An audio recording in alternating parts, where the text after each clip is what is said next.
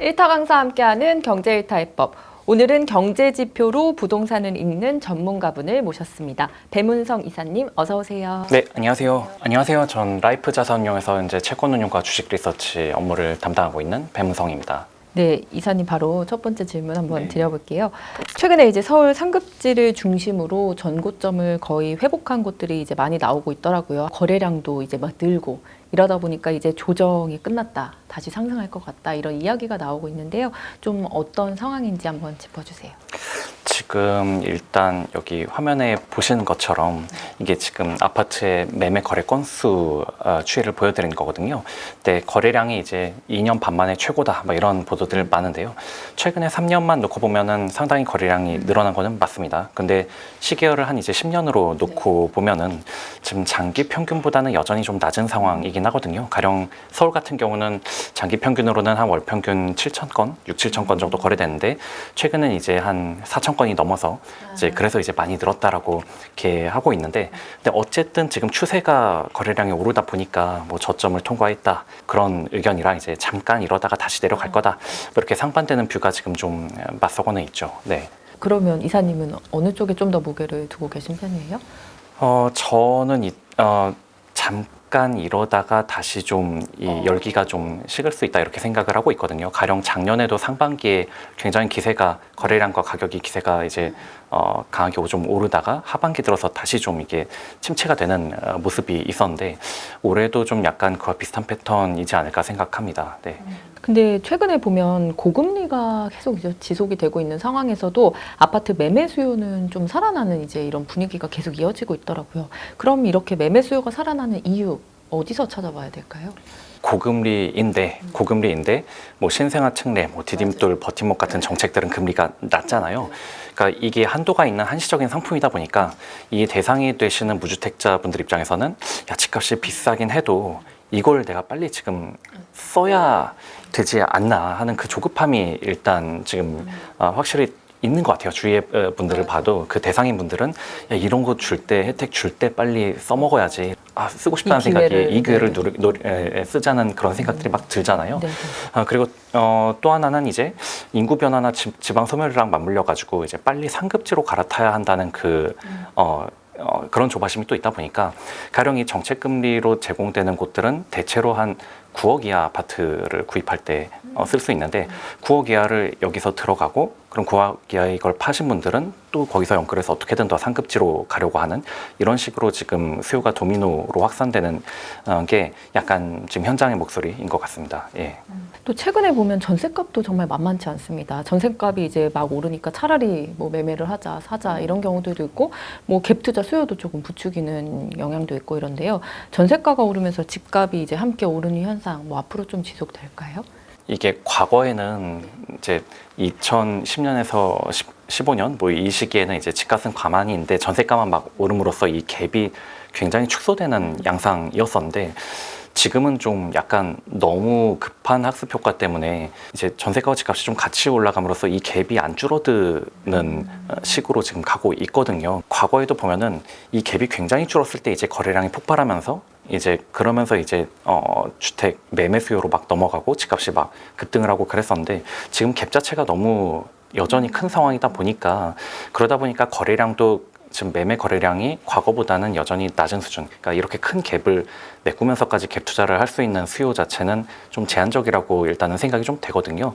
즉 전세가 오르니까 매매가도 이제 오를 거다라는 게 너무 같이 동시적으로 발생을 하다 보니까 이 갭이 안 줄어드는 그런 모습이 일단 나오고 있고, 그리고 전세가 오르는 것은 뭐 저는 가장 큰 부분은 일단 전세자금 대출 금리 자체가 좀 많이 내려간 효과를 그대로 지금 전세가가 반영을 하고 있고, 그리고 지역적으로는 이제 그 빌라 전세가 좀 이제 공급 자체가 좀 소멸된 효과, 빌라 사기 때문에 그게 이제 또 지역적으로 또 작용을 같이 하고 있다고 지금 생각을 합니다. 근데 이제 전세자금 대출 금리 자체는 좀 기준금리 내려간 거에 비해서 먼저 너무 많이 내려간 감이 있다 보니까 좀 전세가는 지금 정도 수준에서 그냥 더 추세적으로 오르기보다는 그냥 이 정도면은 일단 여기서는 대체로 안정화되지 않을까 싶고, 그리고 또 역시 좀 더 지역적으로는 이제 연말에 둔촌주공 12,000세대가 공급이 되니까, 그러면 그런 물량은 좀 아무래도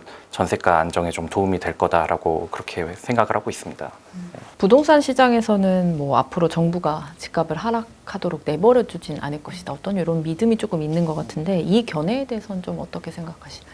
당연히 뭐 집값 폭락을 원하는 그런 정부는 어디에도 없겠죠. 이게 특히나 우리나라는 뭐 부동산이 워낙에 그 국가 경제에서 차지하는 비중이 크니까 뭐 저는 그런 큰 틀에서는 언제나 정부는 집값의 급락은 당연히 막으려고 하는, 그러니까 경착륙은 막으려 하고 연착륙이나 혹은 횡보를 가장, 그러니까 횡보 혹은 뭐 안정적인 우상향을 모두가 바라지만 이게 급락을 막다 보니까 역시 그냥 정부가 이걸 다 막아준다 뭐 이런 믿음들은 좀 이렇게 생긴 것 같아요. 그런데 사실 이거를 막는다라는 게 지금 보면 아까 말씀드린 것처럼 이제 정책 자금 대출이라든가 그리고 또 이제 빚을 좀 쉽게 내주는 방식, 이게 이제 그런 지원책이 지금 주요했던 건데, 근데 정책 자금 대출이라는 것 자체가 좀 결국은 우리의 세금 부담이고 결국은 그리고 또 이제 빚을 쉽게 내줄수록 가계 부채 자체가 너무 올라가다 보니까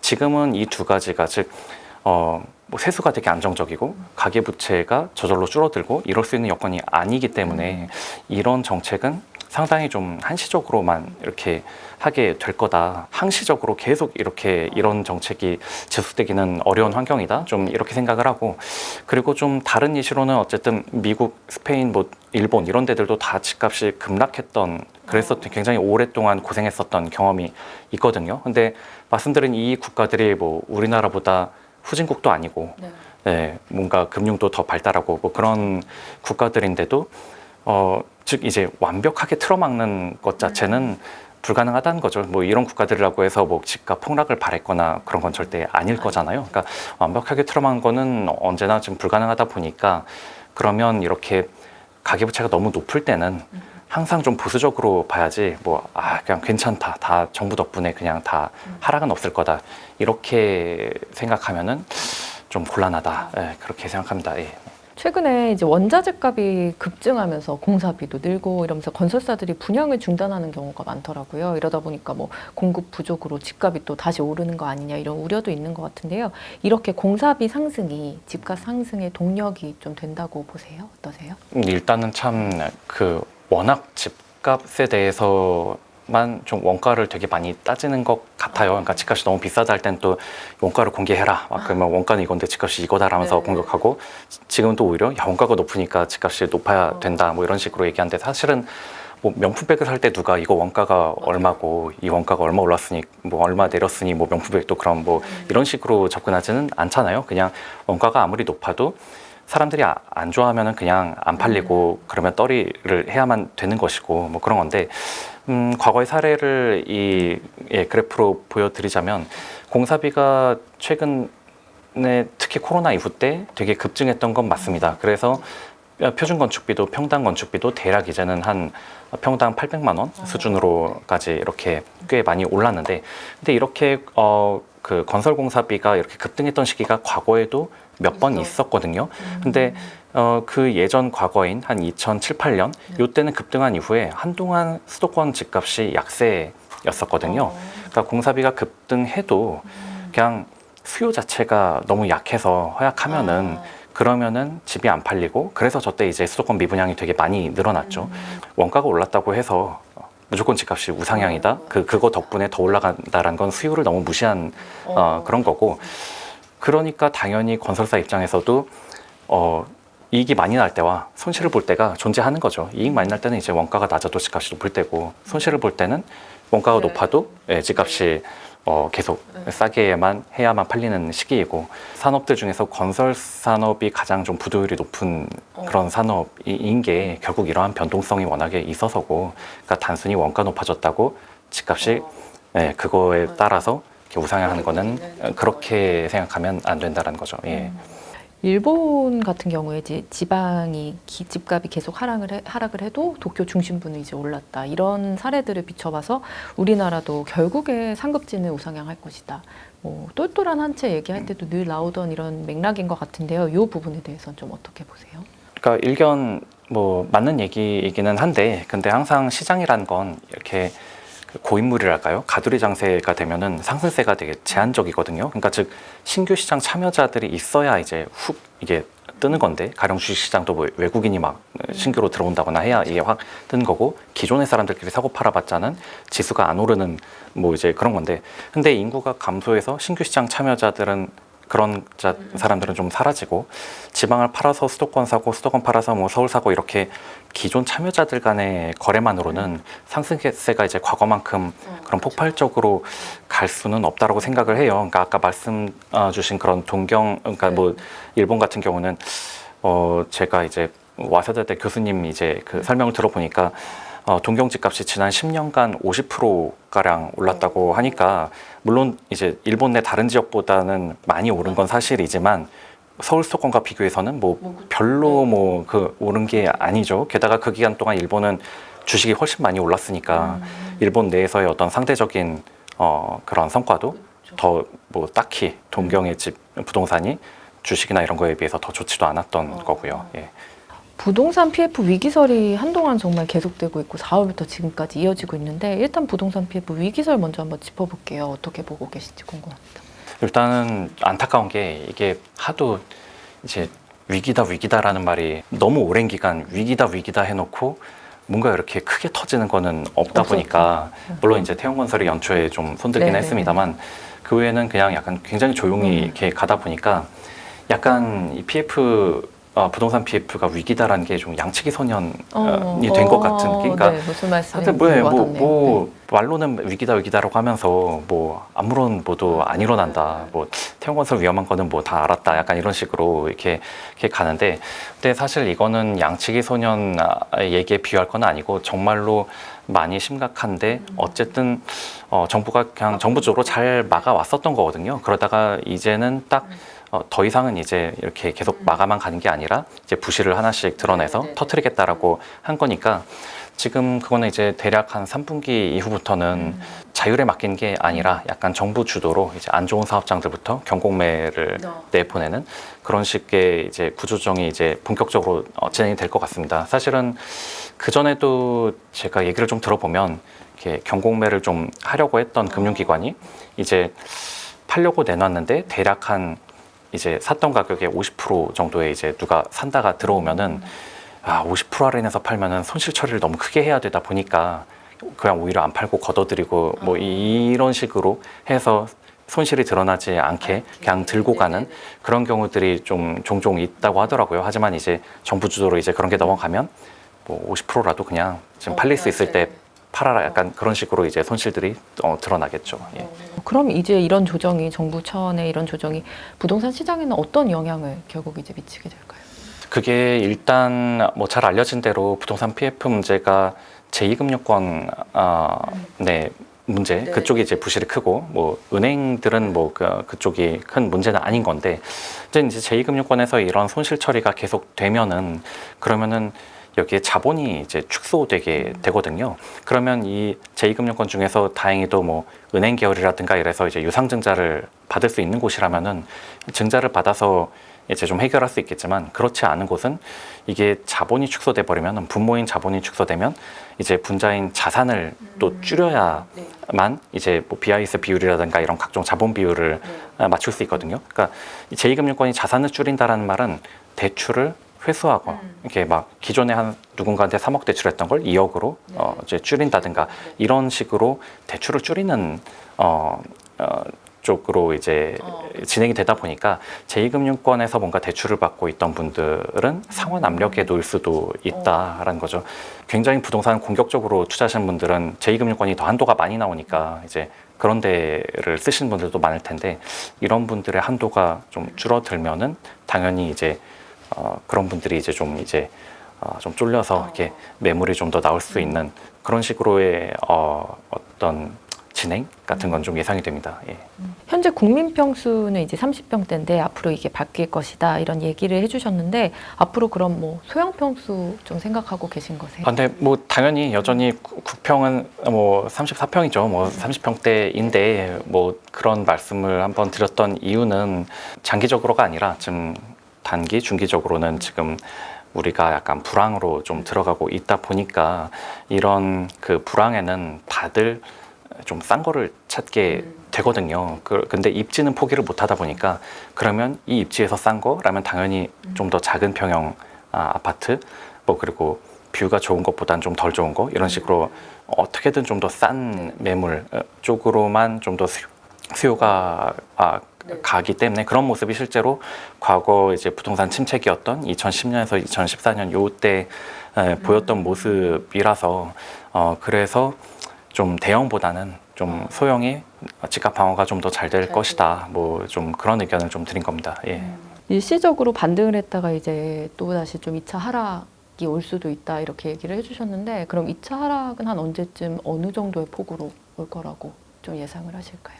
물론 2차 하락은 굉장히 뭐 클 것이다라는 그런 뷰를 말씀하시는 분도 있는데 그거는 생각지도 못하게 우리나라 국채 금리가 확 오른다면 그러면 이제 굉장히 큰 하락이 그런 게 이제 과거에 스페인 같은 국가가 겪었었던 일이거든요. 그러니까 워낙에 국채 금리가 그러니까 모두가 이제 이 나라가 위험해졌다라고 생각하면서들 팔아버리고 안 사고 하니까 국채 금리 자체가 확 오르고 국채 금리가 오르니까 온갖 시장 금리가 오름으로써 이제 집값의 하락이 크게 나타났던 것인데 근데 그거는 좀 약간 극단적인 시나리오인 거고 지금은 그래도 약간 미국도 금리를 일단은 좀 내리긴 하고 우리도 거기에 맞춰서 금리를 내리기는 할 거니까 문제는 이제 금리를 내려도 일단 개인적인 뷰로는 대출 금리가 크게 내려가지는 않을 것 같고 그런 와중에 약간 내수 침체는 좀 더 진행이 되는 양상으로 예상이 되다 보니까 내수 침체 때문에 약간 장기적으로 약간씩 우하향하는 그러니까 물론 이 우하향이라는 게 참 모든 자산이 그냥 이렇게 내려가는 게 아니라 약간 이런 식으로 이렇게 가는 흐름이다 보니까 그러니까 지금 거래량도 막 올랐다 내렸다 하듯이 이렇게 서서히 우하향하는 그 모습이 좀 이런 식의 모습 어떤 특례 뭐가 나온다 혹은 뭐 이제 금리가 생각보다 좀 많이 떨어질 것 같다 이런 기대가 있을 때 좀 확 뭐가 있었다가 이게 그게 아닌가 보다 하면 또 다시 이렇게 줄은 식으로 근데 이제 결과적으로 가장 큰 방향성은 이제 내수 침체라는 부분이다 보니까 지금의 이 우리나라도 기준금리 3% 이상을 생각보다는 오래 유지를 하고 있고 앞으로도 그럴 가능성이 조금 있기는 한데 이게 3%가 이렇게 뭔가 성장을 하고 있는 기업한테는 별거 아닌 금리일지 몰라도 이게 막 자영업자나 이런 내수 쪽 하시는 분들한테는 굉장히 좀 가혹할 수 있는 금리 레벨이기는 하거든요. 그러니까 이런 금리 레벨이 지속되는데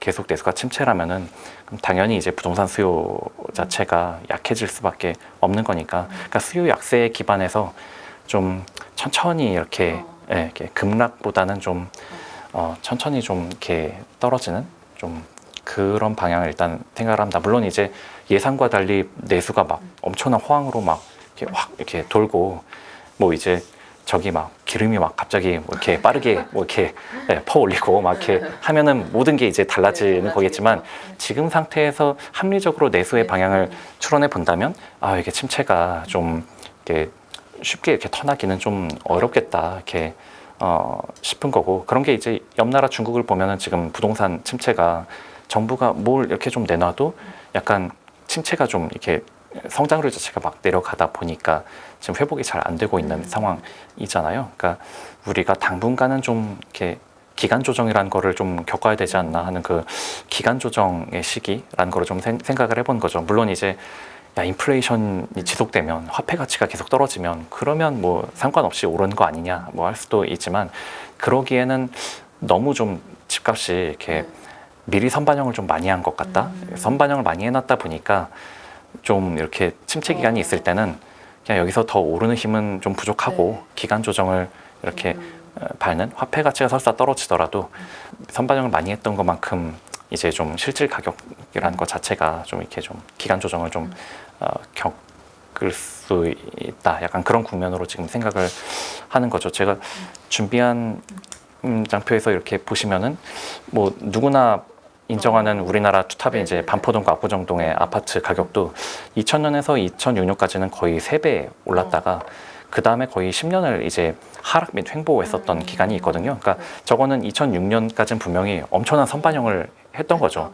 뭐 반포 압구정동 최고다 하면서 했지만 그리고 저 10년 동안 사실 우리나라가 성장을 못했거나 물가가 안 오르거나 그런 게 아니거든요. 분명히 GDP 성장을 했고 한데도 저렇게 가장 좋은 지역인 반포 압구정동도 오르지를 못하고 이렇게 2016년에 가서야 2006년 가격을 이렇게 회복한 그런 기간 조정이 있었다라는 거죠. 그러니까 모든 자산 가격이 선반영을 너무 세게 해놓으면 기간 조정이라는 거는 거치게 돼 있다 보니까 저는 약간 지금은 좀 그런 거를 거치는 시기다.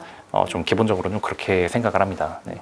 채권 얘기 한번 드려볼게요. 5월에 채권 금리가 이제 떨어지면서 개인 투자자들이 뭐 올해 19조 원 넘게 순매수했다 뭐 이런 얘기가 있더라고요. 채권 금리가 낮아진 것 외에 어떤 이유 때문에 이렇게 채권에 몰리게 됐다고 좀 보고 계실까요? 이게 개인들의 이제 월별 채권 순매수 추인데요. 보시다시피 한 2022년 한 하반기부터 이 채권 매수가 폭발적으로 늘었거든요. 그리고 이 시기는 이제 국채 금리가 대략 한 3%를 넘어간 그런 시기입니다. 과거에는 기껏해야 개인의 순매수가 한 2천억 대회였었는데 이제는 막 월 3, 4조 정도를 매수를 하고 있는데요. 근데 그 과거는 워낙 오랜 기간 이 이제 채권 금리가 한 1%, 뭐 심지어 뭐 코로나 때는 1%도 안 돼 국채 금리가 그러기도 했었던 그런 시기에는 개인이 채권을 이렇게 바라볼 필요가 없었다가 이제 막 이게 우리나라에서 가장 안전한 자산인 국채가 금리가 막 3%, 4%를 준다 하니까 돈은 많이 있고 안정적인 현금 흐름을 원하시는 그런 분들은 이제 채권으로 수요가 쫙 이제 밀려 들어온 것 같습니다. 그러니까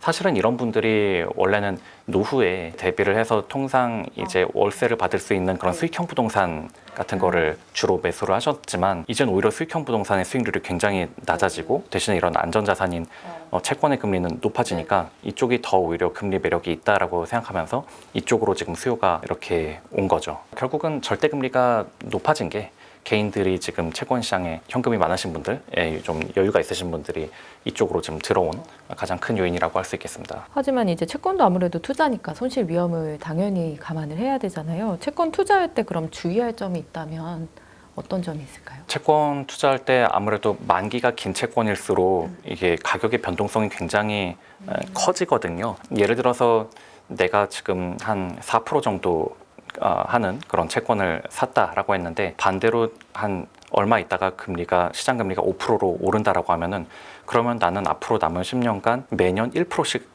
손해를 본 셈이 되는 거잖아요. 그러면은 이게 대략적으로 1%에 곱하기 10 가까이, 그러니까 거의 10% 손실식으로 채권 시가에는 반영이 되거든요. 이제 물론 이건 듀레이션이라는 개념 설명을 드려야 되지만 어쨌든 만기가 길수록 금리가 시장 금리가 조금씩만 변해도 변동성이 크니까 채권 투자를 해놓고 오히려 스트레스를 받을 수 있다라는 뭐 그 점을 감안해야 되겠고 그리고 또 다른 하나는 개인분들께서 이제 회사채를 사시는 경우들이 또 많이 있으신데 이 회사채마다 다 신용 등급이 옆에 있거든요. 근데 이제 보면 한 A급 이하 채권은 은근히 좀 부도가 좀 나는 편입니다. 가령 올 연초에 좀 문제가 있었던 태형건설도 A급인 상황에서 문제가 발생을 해서 채권자들이 이제 직간접적인 손실을 입게 됐었죠. 그러니까 단지 회사 이름만 보고 이 회사 뭐 유명해라면서 그냥 살 게 아니라 옆에 신용등급을 꼭 보고서 특히 A급 이하는 부도가 날 수도 있다라는 점을 생각해서 신용등급에 꼭 주의를 하셔야 한다. 그 말씀을 꼭 드리고 싶네요. 이사님께서 평소에 이제 금리와 부동산의 관계에 대해서 이제 많이 얘기를 해주셨는데요. 금리 인하가 이제 부동산 가격 상승의 청신호다 이런 의견에 대해서는 어떻게 보고 계실까요?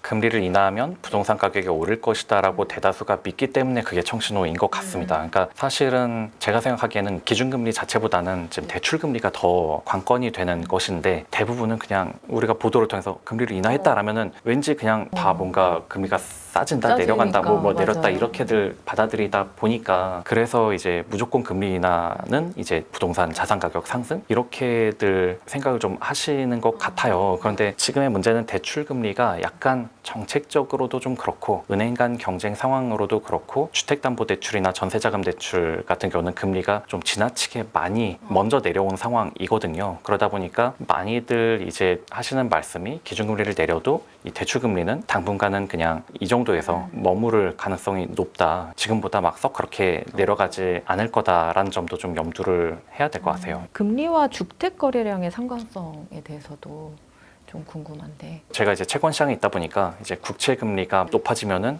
한두 달 있다가 부동산 수요가 거래량이 훅 줄어들고, 그리고 국채 금리가 막 낮아지면은 역시 한두 달 있다가 부동산 여기 거래량이 다시 막 이제 확 살아나는 그런 모습을 이제 보게 되거든요. 그러니까 결국은 우리나라 모든 금리의 기준은 어쨌든 국채 금리고, 이게 이제 결국은 한두 달 있다가 대출 금리에 반영이 되다 보니까 국채 금리 오르고 나면은 대출 금리 오르고, 국채 금리 내려가면 대출 금리가 내려가고, 이 패턴에 따라서, 즉 말씀드린 대로 대출 금리가 오르냐 내리냐에 따라서 지금 부동산 거래량이 굉장히 예민하게 반응을 하고 있거든요. 그러니까 최근에 이렇게 거래량이 좀 오른 것도 연초부터 한 1분기 동안은 좀 우리나라 좀 그 국채 금리가 좀 많이 좀 내려갔었던 그거에 대한 여파도 지금 있는데, 근데 그때 이후로는 좀 다시 미국도 이제 국채 금리가 조금 오르면서 우리도 다시 약간 올랐거든요. 이 여파로 인해서 좀 거래량도 이렇게 막 오르다가 잠깐 좀 소강 상태로 가지 않을까, 그렇게 생각을 합니다. 금리하면 아까도 뭐 방금도 말씀해 주셨지만 대출 금리를 생각을 안 할 수가 없잖아요.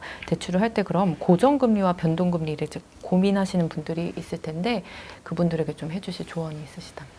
이거는 정말 좀 고민을 해도 돌고 돌아서 이렇게밖에 말씀 못 드린 게, 왜냐면 원론적으로는 고정금리는 은행이 발행하는 은행의 5년 만기 채권 금리랑 연동이 되고요. 그리고 변동금리는 코픽스라고 해서 이제 한 달마다 은행이 발표하는 좀 대략 단기 금리랑 연동이 되고 있죠. 그렇게 보면은 사실 만약에 시장은 지금 차후에 금리가 되게 많이 내려갈 걸로 전망을 하고 있다라면은 단기 금리보다 오히려 이렇게 은행이 발행하는 5년 채권 금리가 더 낮은 상태일 수 있거든요. 근데 내가 생각하기엔 시장이 지금 너무 오버해서 장기 금리가 낮은 상태고, 실상은 그렇게 가진 않을 것 같다 싶으면은 그러면 고정금리로 당연히 대출을 받아야겠죠. 근데 이거는 사실 채권 매니저들도 예상을 못하는 그런 영역이다 보니까 이래라 저래라 할 수 없는 부분인데, 그 점에서 이제 장기적으로 빨간색이 고정형 주택담보대출이고 회색이 이제 변동형 주택담보대출인데요. 결과적으로 보면 결국 비슷하게 비슷해요? 흘러갑니다. 그러다 보니까 그냥 둘 중에 뭘 택해도 아예 그냥 어차피 장기로 내가 원리금 납부하는 거 그냥 왜 고정형 안 했을까, 뭐 왜 변동 안 했을까, 그냥 그런 후회하지 말고 장기적으로는 비슷하구나라고 생각하면서 후회를 줄이는 게 더 현명한 그게 거다. 더 현명한 일이 아닐까 싶습니다. 근데 실제로는 은행 창구 계신 분들한테 여쭤보면은 고정금리, 변동금리 중에 택하라 그러면 지금 당장 더 낮은 거 택하신다고는 뭐 하더라고요. 예. 네. 금리가 그러면 좀 시장의 기대와 달리 조금 움직이는 이유 같은 건 좀 어떻게 보세요? 그게 참, 저도 이제 채권 시장에 있다 보니까 누구나 이제 내가 가지고 있는 자산의 가격이 오르기를 바라잖아요. 그러니까 집 가지고 있으면 집값 오르기를 바라고, 채권 시장도 똑같거든요. 채권을 갖고들 있다 보니까 채권 가격이 오르기를 바라니까, 채권 가격이 오른다는 건 금리가 낮아진다는 것이고, 그러니까 항상 채권 시장에서의 금리는 계속 낮아지고 싶어 하는, 별일 없으면 계속 낮아지는 쪽으로들 이렇게 베팅하고, 그렇게 돼야 한다, 침체가 온다, 막 이렇게들 이제 희망을 투영해서 계속 내려간다 이제 그 얘기를 하는데, 그런데 실상은 결국은 인플레이션이 예상보다 높게 나오거나 고용 지표가 예상보다 높게 나오면 아이쿠 이제 그냥 또 금리 인하가 늦어질 건가 보다, 혹은 금리 인하를 적게 할 건가 보다 이러면서 이제 다시 이렇게 금리가 튀어오르는 뭐 그런 이렇게 간간이 발생을 하니까, 그래서 이제 금리가 좀 예상과 항상 다르게 좀 움직이는 것이고, 그런 게 예로 들어서는 2022년 같은 경우는 인플레이션이 생각보다 시장이 생각하던 것보다 너무 높게 나오니까 금리가 확 이렇게 급등을 했던 거고, 2023년부터 최근까지는 좀 미국의 고용이 생각보다 세게 나오니까 자꾸만 내려가려다가 이제 다시 이렇게 확 이제 급등을 하는 그런 패턴이 지금 좀 지속이 되고 있습니다. 환율 한번 여쭤볼게요. 일단 환율이 이제 부동산에 아무래도 많은 영향을 미치는 지표 중에 이제 하나인데, 환율이 오르거나 내릴 때 부동산 시장이 어떻게 달라지는지 한번 짚어주세요. 환율이 참 부동산 시장에 미치는 경로 자체가 약간 복잡하기는 한데요. 근데 일단 대략적으로 여기 표에서 보신 것처럼 지금 이거는 그 회색이 이제 그 환율을 이제 거꾸로 나타낸 거니까, 이게 아래로 갈수록 환율이 올랐다라는 거죠. 그러니까 우리나라 화폐 가치가 낮아졌다라는 거니까, 우리나라의 화폐 가치가 낮아지고 높아지고에 따라서 민간 소비 자체도 거기에 이제 비슷하게 연동을 해서 움직이는 모습을 볼 수가 있습니다. 사실 이제 환율이 오르면 직간접적으로는 수출에는 도움이 되고 내수에는 좀 안 좋다라고들 얘기를 하거든요. 결국 수출 기업을 다니는 분들한테는 좋겠지만, 대다수의 자영업자라든가 전문직, 이런 내수 기반으로 활동하시는 분들한테는 안 좋은 건데, 근데 안타깝게도 우리나라가 GDP에서 제조업이 차지하는 비중은 높지만 전체 인구에서 제조업을 다니는 분 비중은 점점 줄어드는 편이에요. 왜냐하면 우리나라가 수출하는 품목들이 사람을 쓰기보다는 자본을 많이 투입하는 것들이다 보니까, 즉 수출이 잘 될 때 이렇게 우리나라 사람들 수혜를 받는 사람들은 비중이 오히려 좀 추세적으로 좀 줄어들어서 그러니까 수혜를 받는 사람은 적고 오히려 피해를 받는 사람은 많다 보니까 이게 내수 소비에도 일단 안 좋아서 자영업자들한테 안 좋은 것도 있고 그러다 보니 전반적으로는 이제 환율이 우리나라 화폐 가치가 너무 낮아지면은 부동산 시장에는 좀 악영향으로 좀 간다 뭐 이렇게 좀 생각을 하시면 될 것 같아요. 근데 환율이 요즘 계속 오르고 있잖아요. 환율이 이렇게 좀 오르는 이유랑 환율에 대한 전망 좀 해주신다면. 이 주황색이 달러 인덱스라고 해서 결국은 달러가 얼마나 비싸냐 다른 화폐들에 비해서 그거를 나타낸 건데 이게 추세적으로 굉장히 강해졌다가 약해졌다가 강해졌다 약해졌다를 반복하는데 지금은 이제 추세적으로 좀 강해지는 상황에 있죠. 근데 달러 인덱스가 언제 강세고 언제 약세냐는 좀 명확합니다. 즉 미국의 경제는 되게 좋은데 비미국의 경제가 안 좋으면 당연히 달러 강세로 간 거고 이 시기들이 딱 다 그랬었던 시기거든요. 근데 지금 워낙 언론에도 많이 보도됐듯이 미국 혼자 좋다 막 이런 일들 많이 하잖아요. 고용도 좋고 뭐 맞아요. 너무 좋고 막 이런 것들을. 그래서 이게 좀 AI 혁명에다가 미국은 정부 지출로 지금 막 이렇게 경기를 부양하고 이런 상황에 있다 보니까 당분간 미국이 좋고 비미국이 안 좋은 상황은 좀 지속되다 보니까 물론 중간중간에 계속해서 뭐 인플레이션이 잡힌다 혹은 뭐 미국의 고용이 나빠졌다 이럴 때마다 달러가 이제 좀 더 약세로 이렇게 가려고는 할 거거든요. 아까 말씀드렸듯이 모든 채권쟁이들은 금리가 낮아지길 원하듯이 대부분의 글로벌 머니 매니저들은 달러가 약세로 가기를 원하죠. 그래야 이제 달러가 아닌 국가들로 유동성이 막 이제 풀려나갈 수 있으니까 모두가 그걸 바라긴 하지만 지금 상황은 미국이 좋고 비미국이 안 좋은 상황에 녹록치 않아서 이렇게 가끔씩 이따금씩 달러가 약세로 가다가도 다시 좀 강세 회복하고 이런 모습이지 않을까 일단 생각을 좀 하고요. 그리고 또 우리나라 환율은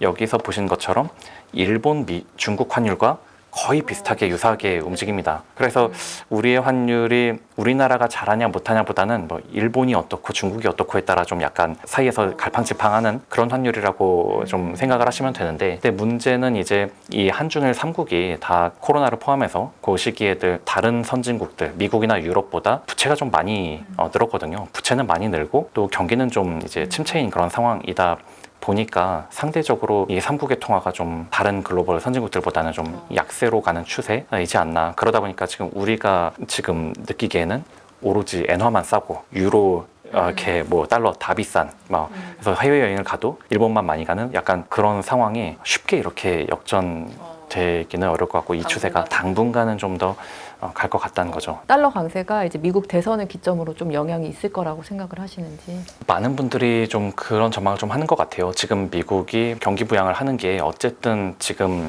바이든 정부가 대선에서 승리를 하기 위해 약간 무리하면서 지금 재정 지출을 하는 거다. 그런데 누가 이기든 결국 이기고 나면 집권 통상적으로 통계를 보면 집권 1년 차 때 재정을 가장 좀 적게 쓰고 그리고 대통령 선거가 있는 해에 재정을 가장 많이 쓰는 그런 패턴이 있거든요. 그러니까 좀 너무 속보이기는 하죠. 그러니까 이게 어차피 이겼다라고 해서 그때는 돈을 안 풀다가 이제 뭔가 이겨야 한다 할 때는 막 이제 돈을 푸니까 그래서 재정을 많이 쓰다가 좀 적게 쓰면은 아무래도 미국의 경기가 좀 하고 이렇게 둔화되면서 그러면 미국 경기 이거 봐라 둔화되네 실업률 오르네 하면서 달러가 이렇게 그때쯤 되면 약세로 가지 않을까라는 그런 기대가 있는 거는 좀 사실이기는 하죠. 그거는 뭐 미국만 놓고 볼 때는 좀 그렇기는 한데 근데 다만 이게 여러모로 걱정되는 부분은 이제 가령 그렇게 해서 뭐 트럼프로 바뀐다거나 한 게 그럼 비미국 국가 경제에 그럼 좋을 일이냐라면은 미국의 상황이 녹록치 않아지더라도 비미국이 어차피 더 나쁘면 그러면 뭐 달러가 약세로 간 데는 또 한계가 있는 거죠. 예. 이사님의 한 인터뷰에서 미국이 90년대 중반과 같은 이제 장기 호황 국면으로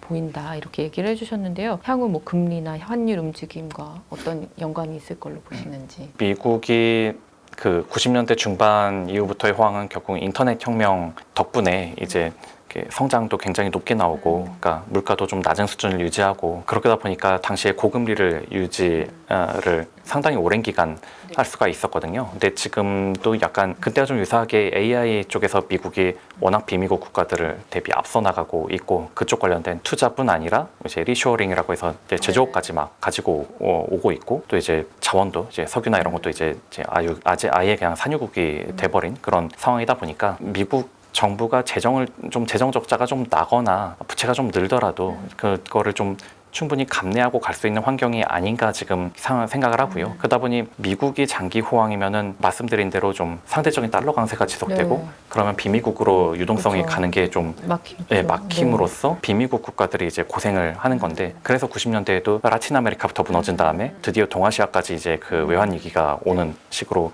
왔었다 보니까 미국이 호황인데 특히 아시아가 중요하겠죠. 이제 비미국 국가들이 힘들면 결국은 비미국 국가 중에 약한 데들 먼저 이렇게 쓰러지는 그런 모습들이 나타나다 보니까 근데 어떤 데들이 쓰러지냐면 약한 데부터 쓰러진다고 말씀드렸는데 그 약하다는 게 결국은 빚이 너무 많을수록 약할 수밖에 없는 거거든요. 그러다 보니까 우리나라도 좀 이게 가계부채라든가 이런 부채를 좀 더 정부가 재정 같은 것도 좀 더 건전하게 가져가야 되고 그렇게 미국의 호황이 너무 오래 지속될까봐 우리도 건전하게 부채를 건전하게 가져가야 한다는 압박이 좀 더 길게 진행이 될 수밖에 없다. 좀 이렇게 보는 겁니다. 네. 부동산 최근 이슈에 대해서 한번 질문 드려볼게요. 아파트 분양가가 이제 계속 오르니까 최고 분양가를 기록하는 단지도 속출하고 있는데요. 분양을 원하시는 분들에게 조금 이 정도 타이밍이 괜찮다라고 조언을 해주신다면? 그게 굉장히 어려운 그 질문인데 왜냐면은 그게 분양가가 지역마다 또 서로 굉장히 다르기는 할 거고 예. 긴 시계열로 보면은 좀 미분양 물량이 굉장히 많을 때가 제일 기회이기는 했거든요. 근데 지금은 미분양 물량의 숫자 자체가 물론 뭐 통계가 엉터리네 뭐네 막 이런 보도도 최근에 있긴 했지만 어쨌든 엉터리라고 해도 그 일관된 기준을 가지고 지금 집계가 되고 있으니까 그 추세로 이렇게 봤을 땐 지금은 수도권이나 지방이나 미분양 물량이 과거에 굉장히 많았던 시절에 비하면은 아직 되게 좀 낮은 수준이기는 합니다. 그러니까 좀 평균 수준 정도 된다고 할까요? 그러니까 미분양 물량 자체가 이렇게 쭉 시계열로 봤을 때 과거처럼 굉장히 좀 많이 늘어났을 때 요때가 조금 기회라는 생각이 들고 그리고 또 공공 분양 같은 경우는 민간 분양보다는 저렴한 편인데 이런 공공 분양에서 막 미분양이 난다라고 하면은 그것도 약간 이제는 좀 기회가 아닌가 좀 약간 역발상으로 그러니까 그만큼 사람들이 이제 집에 대한 관심이 좀 줄었다라고 이게 보면서 남들의 관심이 좀 이렇게 식었을 때 그때가 오히려 청약을 들어가 볼 만한 그런 기회다라고 저는 그렇게 생각을 합니다. 네. 다음 달에 이제 임대차 입법 시행이 4주년을 맞는다고 합니다. 그래서 전월세 상한제에 묶여 있었던 이제 전셋값이 뛸 것 같다. 이런 이제 의견들과 우려들이 나오는데요. 전셋값 상승이 이어지고 있는 추세기도 한데 언제까지 이렇게 전셋값이 상승할까요? 아까도 말씀드렸듯이 사실은 지금 뭐 웬만한 서울 지역 아파트 가격이 이제 그 전세 가격이 3, 4년 전에 비해서 작년에 비해서 이렇게 오른 거지 3, 4년 전과 비교하면은 오히려 더 아직도 더 낮은 상황인 곳들이 많거든요. 그러다 보니까 이게 4년 차가 됐다고 해서 뭐 막 확 이제 전세가 확 오른다 뭐 꼭 그렇게 해석하기는 좀 어렵고 그리고 역시나 관건은 그럼 전세자금 대출 금리가 추세적으로 앞으로도 더 내려가느냐 그런데 저는 그게 미리 선반영이 많이 돼서 내려왔기 때문에 지금 정도면은 이 수준에서 그냥 안정화되는 상황, 그러니까 여기서 막 추세적으로 더 계속 전세가가 오르려면은 그만큼 전세자금 대출금리도 계속해서 더 아래로 가야만 하는데 개인적으로는 그러기는 지금 어려운 수준이라고 보고 있기 때문에 그래서 전세가는 그냥 이 정도에서 횡보하는 것을 생각합니다. 네. 아까 초반에 빌라 쪽 거래 이제 막힌 얘기 잠깐 언급을 해주셨는데 아무래도 전세 사기 논란 이후에 전세 보증금 반환 보증 가입이 이제 까다로워진 이유도 있다는 말도 있는데요. 오늘 이제 기사를 보다 보니까 최근에 이제 다시 조금 이제 빌라 깊이 타협안으로 집값 산정할 때 공시 가격과 함께 허그에서 이제 인정하는 감정 평가액을 이제 예외적으로 이제 활용을 하도록 이렇게 조금 풀어준다고 하더라고요. 좀 이런 제도, 나라의 제도 이런 게 비아파트 시장 활성화에 조금이라도 도움이 좀 될까요? 아무래도 지금 빌라의 전세난이 났었던 이유 자체가 이제 보증보험을 하기가 어려워져서였는데 지금 이걸 좀 해주겠다는 취지로 지금 들어온 거니까 이쪽 전세 쪽 안정에는 분명히 도움이 되기는 하겠죠. 그러니까 그렇게 함으로써 좀 약간 이 빌라 쪽 전세가 좀 안정화되면은 좀 아파트 전세도 당연히 좀 더 안정화되는 데 도움은 될 거고 이제 다만 약간의 걱정은 지금 허그가 너무 많은 부담을 이렇게 계속 지다 보니까 안 그래도 허그에서 지금 손실이 계속 좀 나고 있는 상황이고 그러면 그 손실은 결국은 국가의 부담, 세금의 부담으로 이어지는 거니까 글쎄 뭐 정책적으로 어떻게 뭐 슬기롭게 풀어가긴 하겠지만 좀 빌라 사기 같은 게 재현되지 않는 방식으로 돼야겠죠. 왜냐하면 빌라 사기라는 것 자체가 결국은 이 빌라의 가치 대비 너무 많은 금액까지 보증보험이 가능하도록 했던 게 결국 이 부메랑으로 지금 이렇게 터지게 된 거거든요. 예. 그래서 어쨌든 뭐 전세 안정에는 뭐 일단 기여하는 것으로 기대된다. 예, 그렇게 봅니다. 최근 이제 재건축을 진행하는 아파트 단지들이 건설사들이 입찰을 워낙 꺼리다 보니까 뭐 강남조차도 찬바람이 불고 있다고 하는데 재건축 시장이 이렇게 된 이유와 전망을 좀 짚어주신다면. 그거는 아까도 잠깐 말씀 나눈 것처럼 공사비가 워낙 많이 급등했다 보니까 그래서 이제 재건축 조합원들이 원래 생각했던 분담금보다 너무 많은 분담금을 내야 되니까 이제 다 스톱이 뭐 되어버린 상황인데 그러다 보니 그 여파가 이렇게 이제 재건축이 잘 안 되니까 이제 신축을 사야 된다라고 해서 이제 상급지 신축 아파트들로 수요가 막 몰려서 이들이 이제 가격이 막 오르는 그런 쪽으로 이제 갔는데 근데 저는 이게 냉철하게 생각해 보면 이게 방향성은 둘 다 있는 거거든요. 즉 그래 재건축이 구조적으로 어려워지면은 신축이 오랫동안 나오기가 힘들어. 그러니까 지금 신축을 사야 돼. 뭐 해서 신축 가격이 오른다라고도 해석할 수 있지만 다른 방향으로는 그동안 어찌 보면은 구축 아파트들 가격이 이렇게 높아진 거는 다들 재건축을 할 수 있다라는 그 재건축 기대감을 선반영해서 올랐던 건데 구조적으로 이제 재건축이 어렵다라고 하면은 이게 선반영이 안 되고 하고 구축이 그냥 이렇게 감가상각을 그대로 맞아버리는 식으로 이렇게 변할 수 있겠죠. 그러니까 그렇게 생각하면은 이거는 집값의 구조적인 하락 요인이 될 수도 있는 거고요. 그러니까 실제로 일본 같은 경우, 그러니까 선진국들이 보면은 다 결국은 지금 공사비가 오른 거는 인건비가 많이 올라서인 건데 그리고 이거는 구조적인 거라 인건비가 구조적으로 낮아지기도 어렵고요. 그러니까 선진국일수록 이렇게 재건축을 한다는 건 굉장히 힘든 일이거든요. 비용이 되게 많이 드는 일. 그러다 보니까 그러면 그냥 건물은 당연히 감가상각 되는 거. 우리는 그동안은 과거에는 그냥 다 뭐 노후화됐으면 부수고 지으면 뭐 돈 오히려 번다 막 이런 생각했지만 이제는 우리도 약간 선진국형 패러다임으로 전환이 돼서 야 이게 쉽게 부술 수가 없다. 재건축 비용이 너무 많이 든다. 그러면 그냥 고치면서 살아야 한다. 뭐 그리고 언제까지 재건축이 될지도 모르니까 집값은 그냥 오래된 아파트일수록 좀 낮아야 한다. 그러니까 전세가가 낮듯이 오래된 아파트일수록 전세가가 낮듯이 집값도 좀 낮아야 한다. 이런 식으로 패러다임이 좀 장기적으로 전환이 될 수 있지 않나 생각합니다. 예. 서울 아파트 매매 가격이 10주 연속 상승을 했는데 강남구 아파트 특히 연일 오르고 있다고 하는데요. 강남 불패가 언제까지 이어질까요?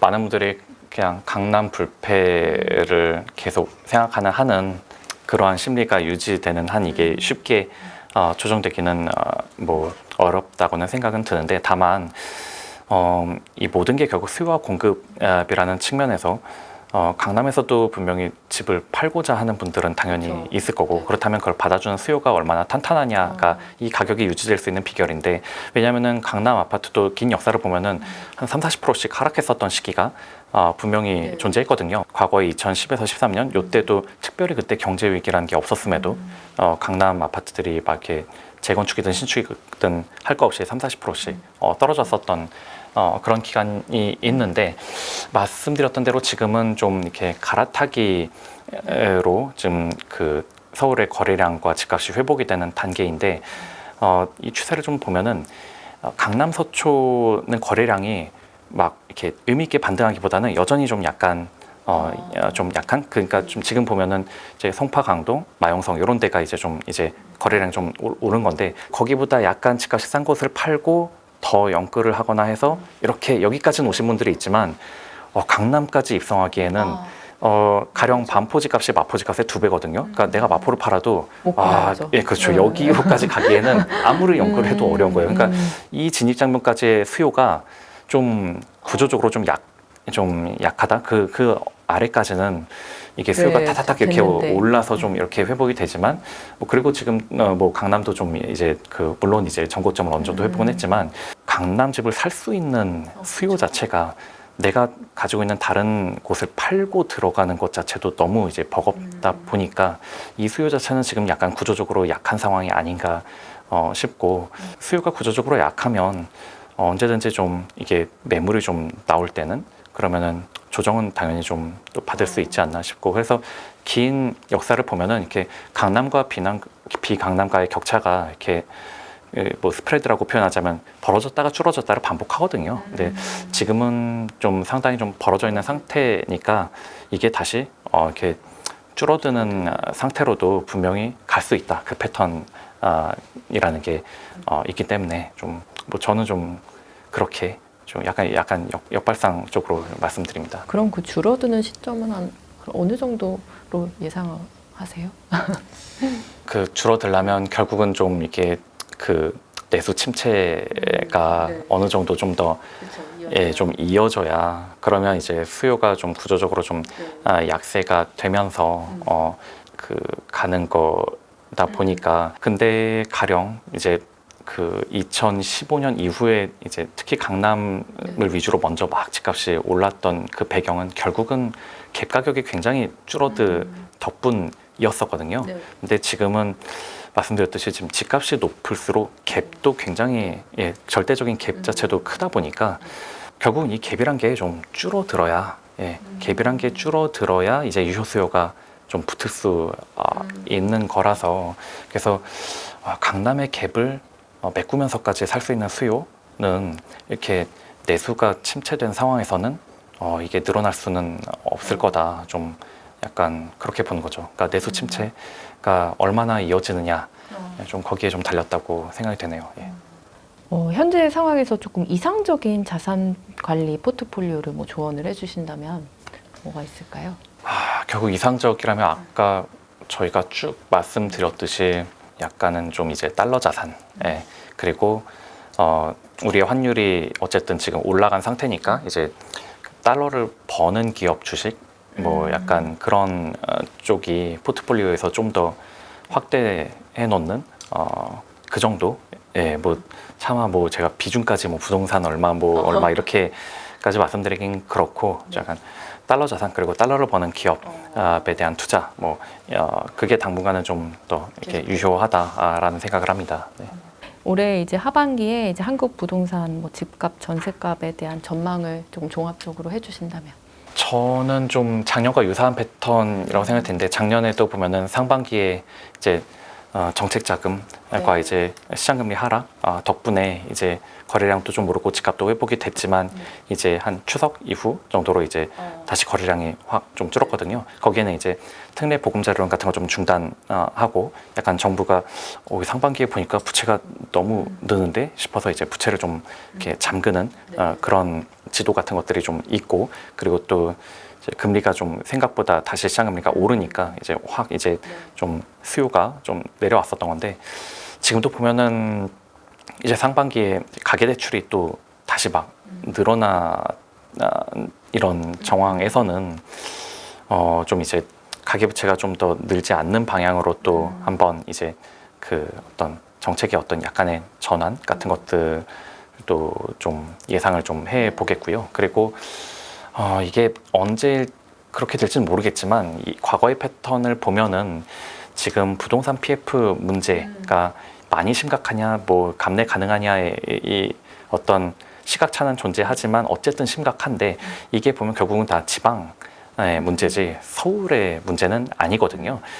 그러면 이게 자꾸 서울로만 이렇게 돈이 오면은 이거는 PF 문제를 더 심각하게 만드는 거라서, 그래서 과거에 보면 PF 문제가 심각할 때 이제 지방에 집을 산 데는 막 혜택을 이제 각종 이제 일종의 투트랙이죠. 좀 수도권 쪽은 좀 수요가 좀 못 가게 좀 막고, 지방으로 수요가 갈 수 있도록 이렇게 정책적으로 이제 서로 다르게 규제를 했던 건데, 약간 그런 패턴이 좀 재현될 수도 있지 않나. 그러니까 즉 이게 너무 서울로만 거래량이나 집값이나 이런 게 이쪽으로만 오는 것 자체가 이제 국가 전체 경제로 봤을 때 지금 바람직하지는 않은 상황이라서, 그러니까 가계부채가 드는데 이제 서울 집만 산다? 라는 것은 부동산 PF는 그대로 더 심각하게 놔두고 가계부채만 들고 지금 그런 부작용이 있다 보니까 뭔가 차라리 유동성을 이게 집을 사려는 유동성 자체를 꺼트리지는 못한다면 이게 가는 흐름 자체를 좀 바꾸는 정책적으로 그런 시도가 좀 앞으로 나타나지 않을까 좀 그렇게 기대를 해 봅니다. 네. 네, 알겠습니다. 이사님 오늘 말씀 잘 들었습니다. 네, 예, 감사합니다. 네.